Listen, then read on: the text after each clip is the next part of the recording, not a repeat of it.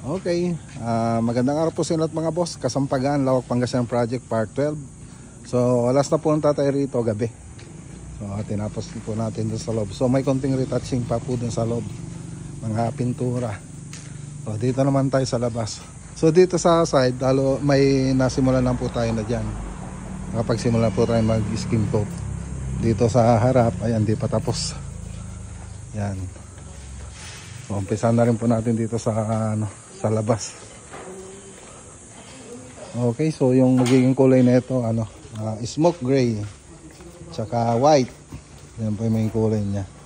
So tingnan natin kung pwede pa tayo magdagdag ng isang pangkulay na seal gray. Yan.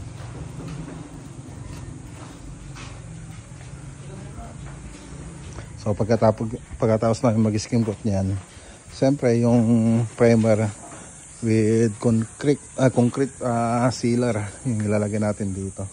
So punta tayo dito sa sa loob. Ayan ganda na ganda na ng ilaw. Yun na lang, hindi namin napagsasabay yung yung strip light dito sa mga square. So sabi ko palitan na lang ng isang kulay para magsabay-sabay sila. Mga warm white na lang siguro yung ilalagay natin dyan. Okay ganda. So ito yung mga kwarto.